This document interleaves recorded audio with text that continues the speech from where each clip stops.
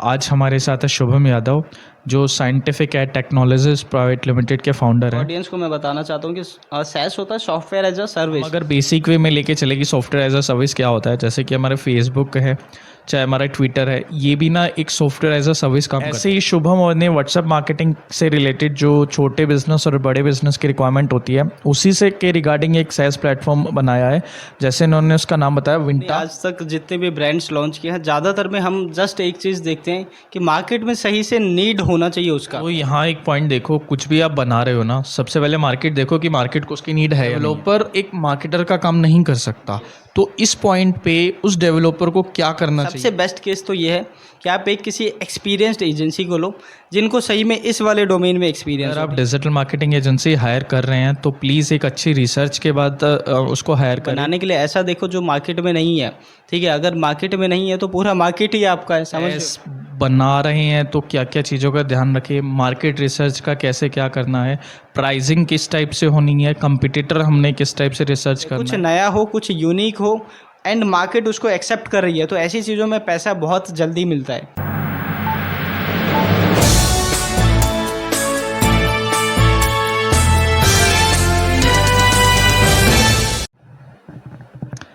Hi friends, welcome to our new podcast.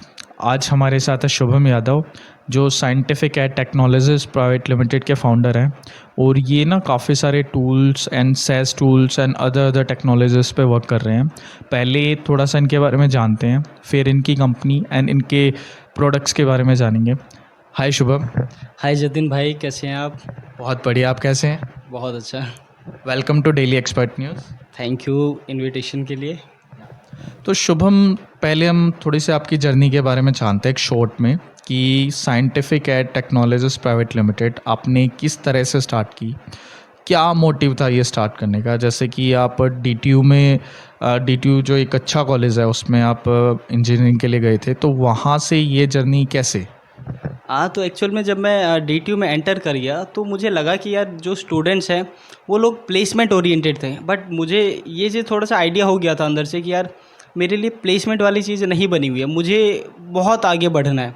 मैंने कहा नहीं यार, ये जो प्लेसमेंट है, देखो हमारे यहाँ 1 CR तक का भी प्लेसमेंट होता है, ठीक है। इवन इस साल भी काफ़ी मेरे फ्रेंड्स के हुए, और मैंने कहा नहीं यार, मेरे को ये बैरियर रोक नहीं सकता है, ठीक है। मेरे को इससे भी आगे जाना है। तो इसीलिए फिर मेरे को एक आइडिया है कि यार मेरे को डिजिटल में कुछ करना चाहिए, क्योंकि उससे पहले मैंने डिजिटल में चीज़ें ट्राई आउट करना स्टार्ट कर दिया था। तो वही डिजिटल की चीज़ें स्टार्ट करते करते फिर मैंने मार्केट में एक गैप भी देखा कि कोई भी एंटरप्रेन्योर अगर स्टार्ट हो कर रहा है तो उनको बिज़नेस ग्रोथ के लिए डिजिटल की चीज़ें चाहिए होती है एंड टू एंड, ठीक है। और उसे कोई एक ऐसा पर्सन या एजेंसी या कंपनी चाहिए होती है जो उनको उसके पूरे जर्नी में उसका साथ दे, क्योंकि देखो बिजनेसमैन जो है वो बिज़नेस पे ही फोकस करे, कोर बिज़नेस पे, तो वही सही रहता है, ठीक है। ऐसे नहीं है कि कोई बंदा अपना कोर बिज़नेस को छोड़ के वो डिजिटल मार्केटिंग सीखे, SEO एंड ऑल ये सब चीज़ें सीखे टेक्नोलॉजी वाली, वो सही नहीं है, ठीक है। और ऐसे में उसका बिज़नेस भी कॉम्प्रोमाइज़ होता है। तो मैंने यही मार्केट में देखा गैप एंड मैंने इस पे वर्क किया। मैंने एक ऐसी कंपनी बनाई साइंटिफिक एड, जहाँ पे हम end to end digital solutions देते हैं। तो अब आज के दिन ऐसा है कि अगर आप मेरे पास आए, कोई भी एंटरप्रेन्योर कोई भी आया मेरे पास, तो हम लोग सबसे पहले उसकी कंसल्टेंसी करते हैं कि वो जो बिज़नेस कर रहा है क्या वो सही है, ठीक है। अगर सही नहीं है तो क्या और किया जा सकता है इसको इम्प्रूव करने में, ठीक है। क्या रोड ब्लॉक्स आ रहे हैं, कंसल्टेंसी। उसके बाद हम जो भी सॉल्यूशन होते हैं उसको सजेस्ट करते हैं, ठीक है। एंड इन सॉल्यूशन में उसे जो भी चाहिए होता है वो डिजिटल से रिलेटेड ही होता है ज़्यादातर, ठीक है। तो उसको हम पूरे डिजिटल वाली चीज़ें में हेल्प आउट करते हैं। एंड आज के दिन अब बंदा मान लो कि उसने कंसल्टेंसी लिया, डिजिटल की सारी चीज़ें ली, technology, marketing, graphics, video production, server, cyber security, PR, हमने सारी चीज़ें दी एंड वो एक लेवल पे पहुंच गया। लेट्स से वो 1-2 CR ईयरली कर रहा है। अब इसने कहा कि सर मैं 1-2 CR तो कर रहा हूँ, बट अब मुझे लगता है कि इसको 10x करना है, 20x करना है, 25x करना है। तो हमने कहा कि यार इस पॉइंट पे भी ना इनको एक ऐसा सपोर्ट चाहिए जो इसको लीप दिलवा पाए बिज़नेस में। एक लीप की ज़रूरत जब है उसे, तो इसके लिए भी हम रिसेंटली अपना एक ये लेके आए हैं बिज़नेस कोचिंग, ठीक है। और मैं पहली बार आपके प्लेटफॉर्म पे इस वाली चीज़ का बता रहा हूँ, ठीक है। इंटरनली तो सबको पता है। तो ये जो बिज़नेस कोचिंग प्रोग्राम है, ये 6 मंथ्स का बिज़नेस कोचिंग प्रोग्राम रहता है। उसमें कोई भी बिज़नेस एक लेवल पे आके जब स्टक हो जाता है ना, जो भी लेवल है 1 CR 2 CR, हम कहते हैं कि हमारे पास आने के बाद वो इतना पावरफुल प्रोग्राम है, इतना पावरफुल कोचिंग होता है कि हमारे पास आने के बाद वो एक लीप ले ही लेता है, 5x 10x 20x ऐसा करके। तो अब क्या हुआ ना, पूरे जर्नी में हम उसके साथ हैं, कंसल्टेंसी से डिजिटल से लेके एक लेवल पे पहुंच गया, तब देन उसको लीप लेना है तब। तो हमारा ये है कि अगर आप हमारे पास आए हो तो पूरे जर्नी में हम रहेंगे, आपको ग्रो करवा के ही छोड़ेंगे। यही हमारा मोटो है यहाँ पे साइंटिफिक एड में। एंड हमारे पास जितने भी टीममेट्स हैं सभी को एक ही मोटिव है सभी का, कि अगर कोई बंदा हमारे पास आ रहा है तो उसे ग्रो करवा के ही छोड़ना है। यही हमारा मिशन है साइंटिफिक एड में। नहीं, बहुत अच्छा है। और आज के टाइम में ना ये चीज़ें चाहिए भी, क्योंकि क्या है ना, काफ़ी सारी एजेंसीज कंपनीज बन जाती है बट रिज़ल्ट ओरिएंटेड बहुत कम है। और जैसे अभी हमें आपकी बातों से या आपके काम से भी लग रहा है कि रिज़ल्ट ओरिएंटेड होगा, तो बहुत अच्छा था ये इसके बारे में। और जैसे हम जानते हैं कि अभी ना आप कुछ टूल्स पे भी काम कर रहे हो, सैस। तो सबसे पहले तो हम जानना चाहेंगे सैस जो कि सॉफ्टवेयर एज अ सर्विसेज है, इसके बारे में थोड़ा सा जानना चाहेंगे कि कैसे आपने सैस पे स्टार्ट किया और कौन से प्रोडक्ट्स को भी आप कर रहे हैं और वो प्रोडक्ट मार्केट में क्या प्रॉब्लम को सोल्व कर रहे हैं। Yes yes. तो जतिन भाई, जब मैंने स्टार्ट किया था आज से 5 साल पहले साइंटिफिक एड, ठीक है, तो जस्ट डिजिटल से ही स्टार्ट किया था, ठीक है। फिर हमने एक चीज़ देखा कि मार्केट में काफ़ी सारी ऐसी चीज़ें हैं जो लोगों को चाहिए, ठीक है, और वो एज अ सैस दिया जा सकता है। अब देखो, ऑडियंस को मैं बताना चाहता हूँ कि सैस होता है सॉफ्टवेयर एज अ सर्विस। कोई एक सर्विस जिसको हमने किसी एक प्लेटफॉर्म पे होस्ट कर दिया, ठीक है, एंड वहाँ पे प्लेटफॉर्म पे जाके लोग खुद से उसका सब्सक्रिप्शन लेके एंड खुद से सेल्फ सर्विस करें एक तरीके से, तो वैसा सा है ये सैस, ठीक है।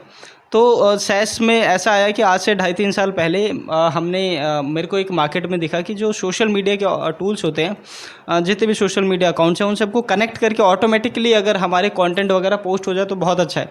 क्योंकि मल्टीपल टाइम जगह जगह पे पोस्ट करना वो एक बहुत ही टाइम टेकिंग प्रोसेस होता है। तो उसी के लिए हमने सबसे पहला टूल जो बनाया था, आज से 2.5-3 साल पहले बनाया था, वो inscheduler.com था। एंड स्टार्टिंग में हमने सबसे एक प्लेटफॉर्म से ही स्टार्ट किया था, वो इंस्टा ऑटोमेशन टूल था। उसमें इंस्टा रिलेटेड सारे ऑटोमेशन हो रहे थे, ठीक है।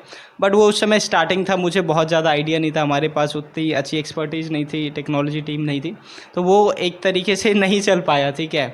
बट रिसेंटली अब कुछ टाइम पहले, 5-6 महीने पहले आज से, ठीक है, एंड तो बहुत सारे कस्टमर्स हमारे पास, क्योंकि देखो जतिन भाई, आप हमारे पास आए, आपने देखा कि पूरे दिन हमारा बस एक ही मोटो है, कंसल्टेंसी देते रहो, लोगों को हेल्प करना ग्रोथ में, ठीक है। एंड हमारे यहाँ क्योंकि कंसल्टेंसी चलते रहते हैं, तो जब मैं देख रहा था कि यहाँ कंसल्टेंसी हो रही है, तो एक इशू आ रहा था यहाँ पे क्लाइंट्स के एंड से। मैंने देखा कि लोग व्हाट्सएप के रिगार्डिंग ना व्हाट्सएप ऑटोमेशन करना चाह रहे थे लोग। मतलब कि अगर मान लो कि मैं कोई वेबिनार स्टार्ट कर रहा हूँ, ठीक है, एंड इवन मैंने उस समय वेबिनार स्टार्ट किया भी था, ठीक है, अभी तो मैं नहीं कर पा रहा हूँ वेबिनार। तो मैंने जब वेबिनार स्टार्ट किया एंड और भी काफ़ी लोगों ने हमसे इंक्वायरी किया इसके रिगार्डिंग, तो जब वेबिनार स्टार्ट किया तो हम लोग सोच रहे थे कि व्हाट्सएप ऑटोमेशन चला जाए, कि जैसे आपने रजिस्टर किया, आपको व्हाट्सएप पे ये गया कि आपका वेबिनार इस डेट को है, ये जूम है या ये ग्रुप का लिंक है, इस ग्रुप में ज्वाइन करो इन्फॉर्मेशन के लिए, ठीक है। ये यहाँ पे एंड अदर चीज़ों में भी काफ़ी सारी जगह हो सकता है, ठीक है। इवन ई कॉमर्स में भी ऑर्डर नोटिफिकेशन के लिए व्हाट्सएप, ठीक है, व्हाट्सएप का देखो 95% ओपन रेट है, ठीक है। तो इसी वजह से हमने कहा यार व्हाट्सएप को लेवरेज करना चाहिए, ठीक है। तो व्हाट्सएप का मार्केट में जो सॉल्यूशन व्हाट्सएप की तरफ से है, वो एक है व्हाट्सएप का बिज़नेस अकाउंट जो हम लोग यूज़ करते हैं फ़ोन में, एंड सेकंड है व्हाट्सएप का बिज़नेस एपीआई। वो उसके लिए है, कोई अगर अपनी टेक्नोलॉजी में इंटीग्रेट करना चाह रहा है, ठीक है, उसमें मल्टीपल फीचर्स हैं, उसको लेके इंटीग्रेट करके किया जा सकता है।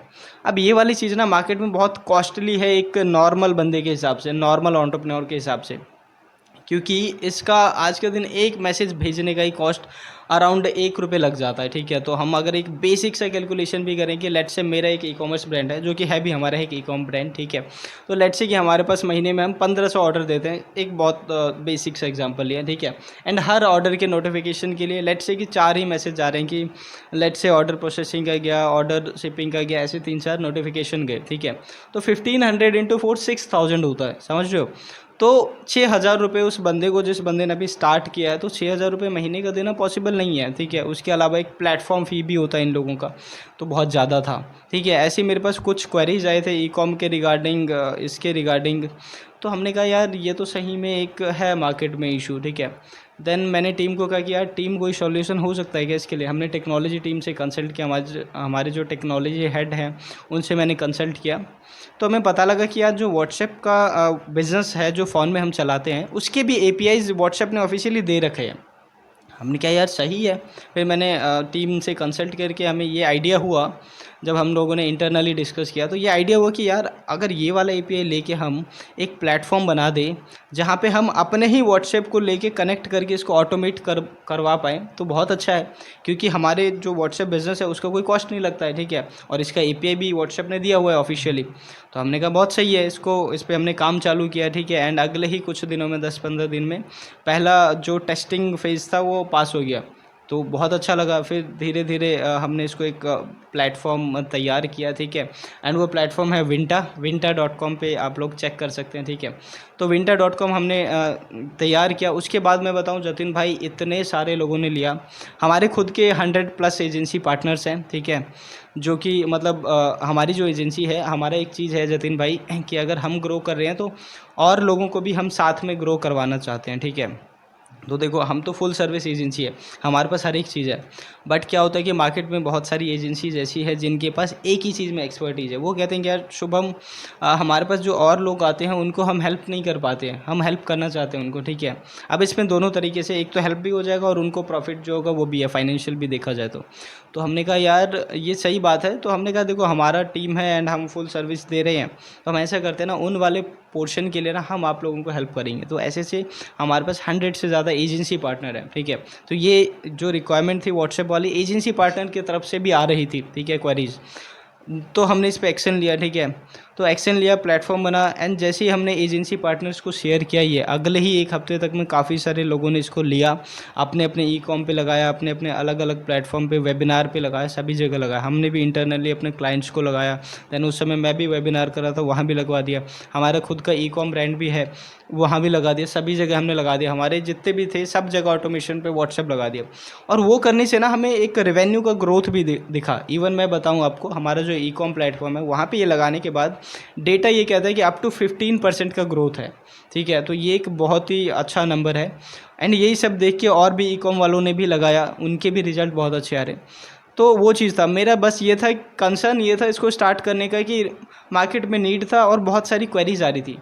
एंड हम एक ऐसी कंपनी है, हमारा ये है कि अगर हमारे क्लाइंट्स को किसी चीज़ की ज़रूरत है तो हम उसे करके ही देंगे, ठीक है। एंड यहाँ पे कॉस्टिंग वाला भी आ रहा था और मुझे दिख रहा था सामने से कि कॉस्टिंग का है एक इशू, तो इसलिए हमने इसको ट्रायल चालू किया था। और ऐसे करते करते विंटा कब बन गया और कब लोगों ने इसको लिया और बहुत प्यार दिया, ये सब अपने आप ही हो गया। बहुत अच्छा है। यहाँ पे जैसे हमने देखा कि SaaS क्या है। SaaS जैसे अभी शोभन ने बताया कि SaaS software as a service है, तो एक बहुत अच्छे से एक्सप्लेन करा।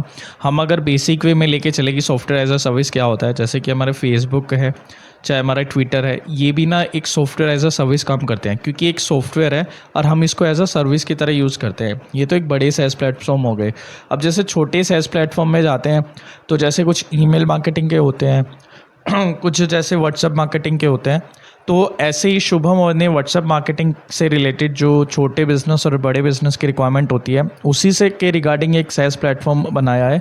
जैसे इन्होंने उसका नाम बताया विंटा, जो विंटा.com वेबसाइट है जिसकी। तो विंटा के में ये क्या करते हैं, जैसे आपका कोई टीचिंग का इंस्टीट्यूट है या कुछ भी है, या मान लो आपका ई-कॉमर्स भी है, जैसे कस्टमर ने आपका कुछ भी प्रोडक्ट ख़रीदा, तो आपने देखा होगा जैसे ही कस्टमर कोई प्रोडक्ट ख़रीदता है तो व्हाट्सएप पे मैसेज चला जाता है कि आपने ये प्रोडक्ट इस ब्रांड से परचेज़ कर लिया है। और फिर उसके बाद ना नोटिफिकेशन जाती रहती है, जैसे कि आपका कुरियर डिस्पैच हो गया तो डिस्पैच होने के बाद एक जैसे मैसेज आता है व्हाट्सएप पे, या तो भाई आपका डिस्पैच हो गया है। और फिर जब वो मतलब पहुंचने वाला होता है, या 2 डेज़ पहले पहुंचने वाला है कि पहुंचने वाला है, और जैसे 1 डे पहले पहुंचने वाला है, तो ये नोटिफिकेशन जाती रहती है।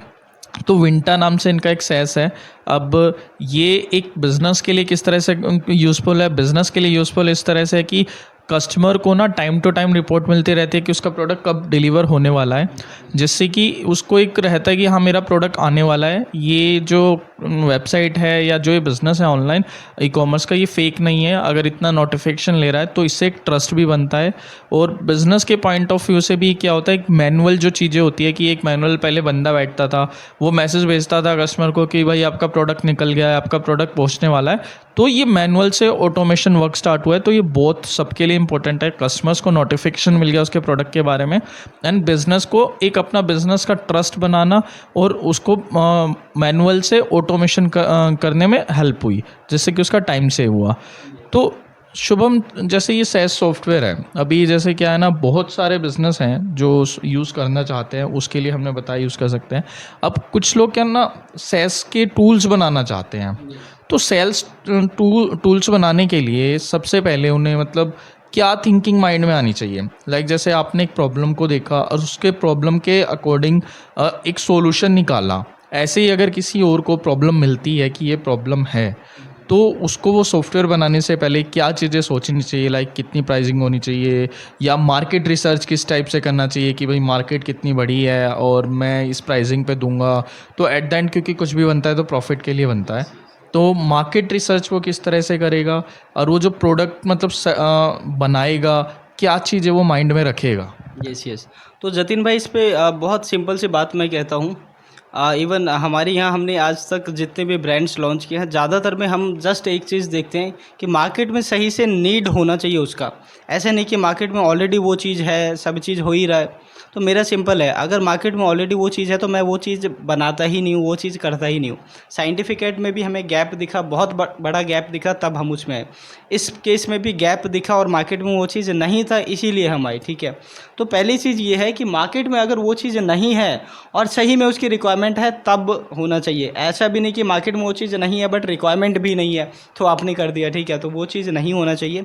ठीक है, तो सबसे पहले मार्केट में सही में रिक्वायरमेंट हो तब ही करना है। ठीक है, कई बार ये भी होता है कि मार्केट में रिक्वायरमेंट भी होता है बट बहुत ही कम लोगों को रिक्वायरमेंट होता है। अब ऐसे केस में भी आपको देखना पड़ेगा कि वो जो कम लोगों को रिक्वायरमेंट है, क्या वो पैसा दे सकते हैं, क्या वो सही में पैसा देंगे, या आप उनको रीच आउट कर सकते हो, उनसे आप पैसा ले सकते हो।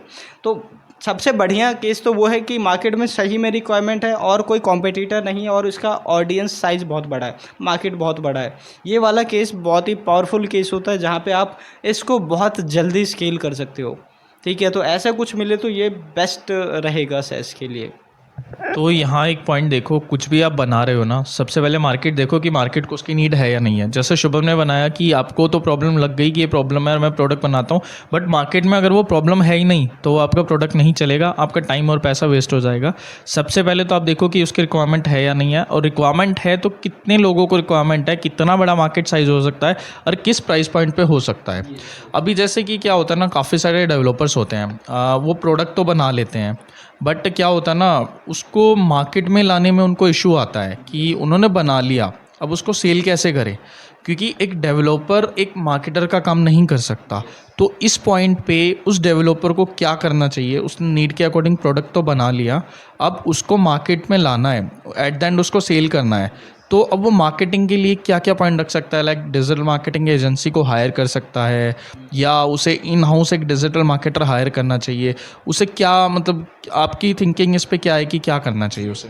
तो जतिन भाई, एज ए कंसल्टेंट मैं ये कहूँगा कि यहाँ पे दोनों मेथड्स अवेलेबल है। देखो, सबसे बेस्ट केस तो ये है कि आप एक किसी एक्सपीरियंस्ड एजेंसी को लो जिनको सही में इस वाले डोमेन में एक्सपीरियंस हो। ठीक है, जिन्होंने SaaS कर रखा है, जिन्होंने चीज़ों को कर रखा है। ठीक है, ये तो सबसे बेस्ट केस सिनेरियो। ठीक है, लेकिन नहीं, अगर आपको लगता है कि नहीं यार, मेरे पास एक ऐसा पर्सन है जिसको इस इंडस्ट्री में एक्सपीरियंस है एंड वो इस चीज़ को कर सकता है, तो उस केस में एक्सपीरियंस्ड बंदा हो जिसने सही में SaaS रिलेटेड चीज़ों पे काम किया हो, या SaaS नहीं तो कुछ भी टेक्नोलॉजी रिलेटेड कोई ऐसा चीज़ जिस पे उन्होंने स्केल किया हो एक लेवल तक।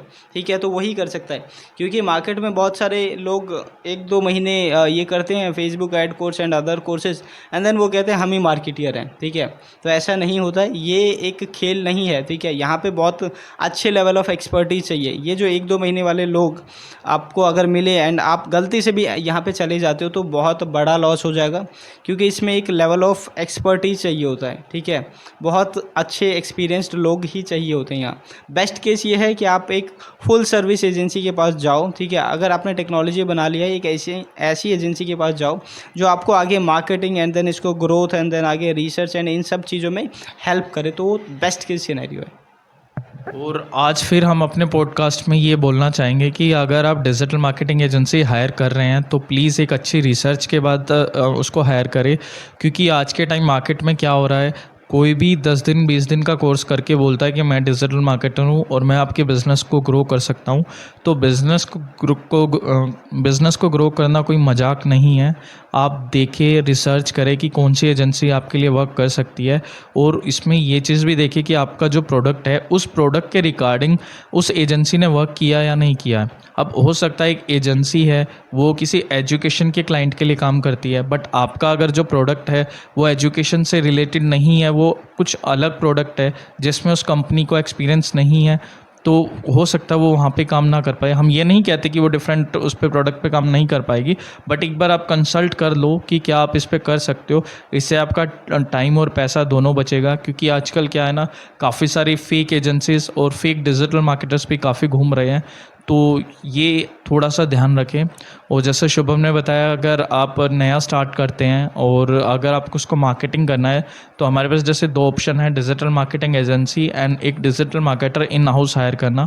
वो आप अपनी रिक्वायरमेंट के अकॉर्डिंग कर सकते हैं। अगर आपकी रिक्वायरमेंट ऐसी है कि बहुत ज़्यादा रिक्वायरमेंट है, आपको बहुत मतलब काम है, बहुत टीम है, एंड आपको मतलब एजेंसी का बजट ज़्यादा लग रहा है, तभी आप उस केस में एक digital marketer in house hire करना, क्योंकि उसको आप फिर पर मंथ उसको आपको सैलरी भी देनी होगी। और ये चीज़ भी पॉइंट रखना कि अगर वो किसी दिन नहीं आता है तो उसका काम स्किप ना हो, मतलब उसका आपकी कंपनी का काम रुके ना।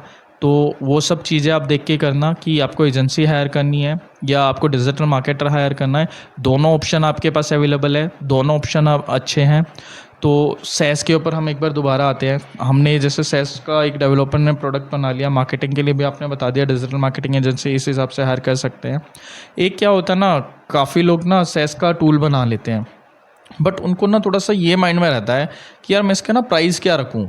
वो अपना कंपटीटर का प्राइस देखते हैं तो एक बहुत ज़्यादा पे भी होता है, एक बहुत कम प्राइस पे भी होता है, तो वो डिसाइड नहीं कर पाते कि मैं अपना प्राइस रखूँ तो क्या रखूँ और किस तरह से रखूँ। एक थोड़ा सा शायद मेरे अकॉर्डिंग ये चीज़ भी मैटर करता है कि आपका जो प्रोडक्ट है किस लोकेशन में है। हो सकता है आप किसी कंपटीटर का देख रहे हो वो यूएस का हो, और आप उसके प्राइस से अगर कंपेयर कर रहे हैं तो, और आप इंडिया में लॉन्च करना चाहते हो तो आई थिंक उसका डिफरेंट प्राइसिंग रहेगा, क्योंकि वहाँ की करेंसी अलग है। तो इस पॉइंट पे, प्राइसिंग के पॉइंट पे और जियो के हिसाब से आप क्या गाइड करेंगे? तो हर जियो के हिसाब से प्राइसिंग अलग ही होता है। जैसे मेल चिम्प या कोई से भी एक एग्जांपल ले लो, कोई भी। मैं यहाँ पे एक चीज़ क्लियर करना चाहता हूँ, ये जियो हमारा जियो फ़ोन वाला नहीं है, जियो हमारा ग्राफिक लोकेशन वाला है जो हम। तो लेट्स से कि इंडिया में किसी भी चीज़ का, सेम चीज़ का जो चार्ज है, अगर मान लो वो एक्स है, तो कई बार ऐसा होता है कि यूएस में उसका 3x 4x भी होता है। ठीक है, तो वो कंट्रीज़ वाइज भी डिपेंड करता है। ठीक है, तो जब भी हम ये प्राइसिंग की बात करते हैं और मान लो कि उससे रिलेटेड कोई ऑलरेडी है मार्केट में, कॉम्पिटिटर हैं हमारे, तो बेस्ट केस तो ये है कि पहले हम कॉम्पिटिटर रिसर्च करें, उनका प्राइसिंग मॉडल किस तरीके से है। ठीक है, तो एक तो हमें आइडिया होगी कि उनका प्राइसिंग कैसे है। सेकंड ये है कि हमने जो टेक बनाया है, हमको क्या कॉस्ट आया, हमको क्या मेंटेनेंस का कॉस्ट आ रहा है, एंड ओवरऑल जो टीम एंड सब मिला के ओवरऑल जो कॉस्ट आ रहा है हमारे पास, उसके हिसाब से भी क्या कॉम्पिटिटिव प्राइसिंग रख सकते हैं या उसके आसपास रखना चाहिए या ज़्यादा। ठीक है, ये सब देखना पड़ता है, इसको बैठ के कैलकुलेट करना पड़ता है सही से। ठीक है, क्योंकि ये जस्ट ऐसा नहीं है कि मान लो कि हमें इन हाउस सभी चीज़ करने में पैसा एक लेवल पे आ रहा है, एंड देन हम देख रहे हैं कॉम्पिटिटर ने तो हमारे मतलब उस लेवल से कम प्राइस रखा हुआ है, तो हम भी कम रखेंगे। समझ रहे हो? तो ऐसे केस में तो वही है कि हम पैसा जलाए जा रहे हैं। ठीक है, तो जैसे हमारे केस में क्या था, हमारे पास in house tech team and all. ठीक है, तो टेक्नोलॉजी एंड इन सब में बहुत ज़्यादा कॉस्टिंग नहीं आया। ठीक है, तो और लोगों से कम आया। ठीक है, तो हम इसके हिसाब से कॉम्पिटिटिव प्राइस रख सकते हैं। ठीक है, बट अगर किसी ने सही से पैसा लगाया है तो उसको वो सब चीज़ें भी कंसिडर करनी चाहिए। ऐसा नहीं कि हम निकल गए बस कंपटीशन करने एंड अपना पैसा जला रहे हैं। ठीक है, हाँ, अगर इन्वेस्टर एंड ऑल सभी चीज़ें हैं आपको, तब तो फिर आप कर ही सकते हो जो भी करना है। बट अगर आप खुद से स्टार्ट कर रहे हो, आपके पास लिमिटेड फंड है, तो सारी कैलकुलेशंस पहले कर लें, क्योंकि बहुत बार ऐसा होता है कि हम भी मतलब बहुत रेस में निकल जाते हैं, करते हैं कि चलो भाई हम वो इतने का दे रहे हैं, हम इससे कम का देंगे। ठीक है, बट बैक एंड कैलकुलेशन हमारी अलग ही जा रही होती है, तो ऐसा भी नहीं होना चाहिए। कैलकुलेशन सही से कर लें। तो ये सारी कैलकुलेशन देख के ही आगे चले। तो अभी हमने डिस्कस कर लिया कि सेस क्या होता है, सेस बना रहे हैं तो क्या क्या चीज़ों का ध्यान रखें, मार्केट रिसर्च का कैसे क्या करना है, प्राइसिंग किस टाइप से होनी है, कंपटीटर हमने किस टाइप से रिसर्च करना है। तो ये सारी चीज़ें देख के ही सेस का टूल बनाया जाता है। अभी जैसे हमारे यहाँ पे एक पॉइंट आया कि अगर किसी से पैसा मिला, इन्वेस्टमेंट मिली है, तो फंडिंग का यहाँ पॉइंट आया है। अभी क्या होता है ना, काफ़ी सारे टूल्स ऐसे होते हैं कि एक ब्लूप्रिंट बनता है कि ये हम टूल बना रहे हैं और उसको इन्वेस्टर के पास पिच किया जाता है कि हमें इसके लिए फंडिंग चाहिए। तो काफ़ी जैसे मॉडल में हम देखते हैं कि जो इन्वेस्टर्स होते हैं फंडिंग दे भी देते हैं, और काफ़ी सारे मॉडल्स में कुछ रिस्क इन्वायरमेंट होता है तो फंडिंग नहीं भी मिलती। तो एक अगर डेवलपर है वो टूल बनाना चाह रहा है और वो फंडिंग के लिए अप्लाई करना चाह रहा है, तो किस सिनेरियो में ऐसा है कि उसको फंडिंग ईजिली मिल सकती है, और किस सिनेरियो में होता है कि नहीं पहले हम ये चीज़ कंप्लीट कर ले उसके बाद फंडिंग लें? देखो फंडिंग का ये है, सबसे पहली बात तो इन्वेस्टर्स के भी दो तीन क्राइटेरियाज होते हैं। जैसे कि उसने देखा, जैसे एक दो पॉइंट मैंने बोला कि बनाने के लिए ऐसा देखो जो मार्केट में नहीं है, ठीक है। अगर मार्केट में नहीं है तो पूरा मार्केट ही आपका है, समझ रहे हो, ऐसी चीज़। एंड देन मान लो कि आपने प्रोडक्ट प्राइसिंग भी बहुत सही डाल दिया है, ठीक है, सभी लोगों का जो इशू है वो भी सॉल्व हो रहा है, ठीक है, एंड ऑडियंस बहुत वास्ट है। तो ऐसे ऐसे जगह जनरली इन्वेस्टर इन्वेस्ट करने लगते हैं, क्योंकि अगर नया कुछ लेके आओ तो डेफिनेटली, और स्कोप भी है वहाँ पे, तो पैसा लोग लगाते हैं, ठीक है। एंड अगर एक केस ऐसा है जहाँ पे कि चीज़ें ऑलरेडी है मार्केट में एंड हम कंपटीशन करने निकले, हम सेम ही चीज़ लेके आ रहे हैं, तो वहाँ पे फिर कई बार ऐसा होता है कि इन्वेस्टर्स पैसा नहीं लगाते हैं, क्योंकि इन्वेस्टर्स को भी पता है कि ये चीज़ ऑलरेडी है एंड इससे भी अच्छा दे रहा है। क्योंकि देखो नया चीज़ बनाने में वो लोग तो ऑलरेडी टाइम लगा के सभी चीज़ करके बेस्ट वर्जन पे आ रहे हैं, ठीक है, या और इम्प्रूव कर लेंगे, वो अच्छा कर लेंगे। लेकिन हम तो स्क्रैच से स्टार्ट कर रहे हैं, हमें टाइम लगेगा उसको बनाने में। पहले तो हमें इस लेवल से इनके लेवल तक पहुँचने में टाइम लगेगा, फिर इनसे अच्छा बनाने में टाइम लगेगा।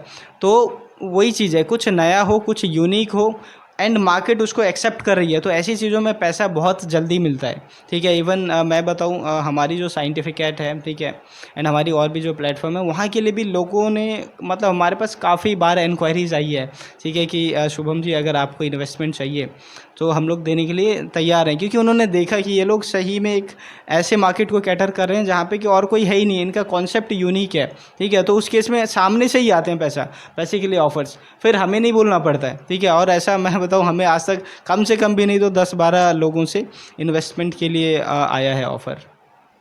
नहीं, बहुत अच्छे पॉइंट्स इन्होंने बताए हैं कि किस टाइप से कर सकते हैं, और ये मार्केट रिसर्च करके ही सारा प्रोडक्ट्स करना। तो हमने आज सेस के बारे में बहुत अच्छी चीज़ें सीखी।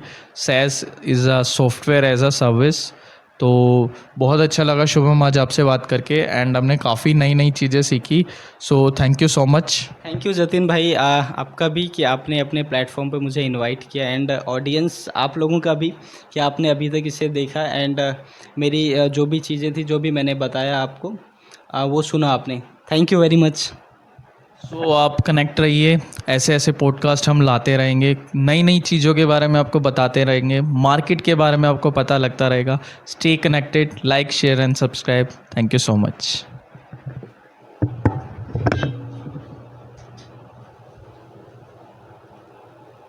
A special thank you from the heart.